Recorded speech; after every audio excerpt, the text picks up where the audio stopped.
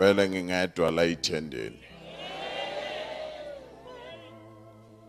The first 5 verses ngicela ulalelisise kahle. Auskonzek.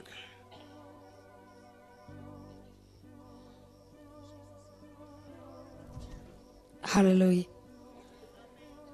Then a great and mysterious sight appeared in the sky. There was a woman whose dress was the sun and who had the moon under her feet and a crown of 12 stars on her head. She was soon to give birth, and the pain and suffering of childbirth made her cry out. Another mystery sight appeared in the sky. There was a huge red dragon with 7 heads and 10 horns and a crown on each of his heads.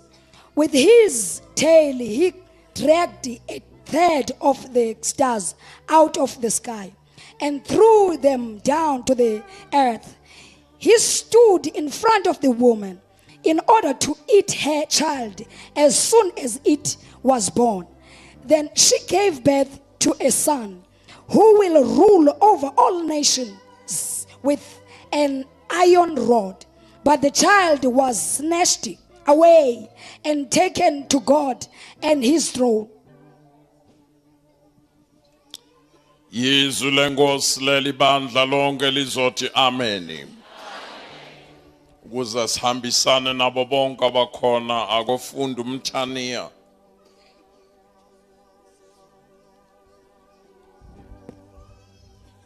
Ukuze bonke baphume bezwile la. Isambulo 12 verse 1. Kwakukhona ezulwini isibonakaliso esikhulu. Owesifazane embethe ilanga nenyanga iphansi kwezinyawo zakhe.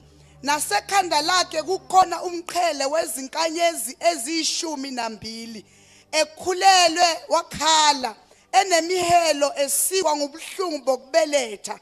Kwabonakala esinye isibonakaliso ezulwini. Bheka nangu udrago omkhulu obomvu enamakhanda ayisikhombisa nezimpondo eziyishumi nasemakhanda akhe enemichele eyisikhombisa. Umsila wakhe wadonsa okwesithathu kwezinkanyezi zezulu waziphonsa emhlabeni. Nodrago wema phambi kowesifazane obeza kubeletha ukuze kuthi nxa esebelethile ashobadele umntwana wakhe. Wabeletha umntwana wesilisa oza kubusa izizwe zonke ngentonga yensimbi. Nomntanakhe wahlwithelwa kuNkulunkulu nasesihlalweni sakhe sobukhosi.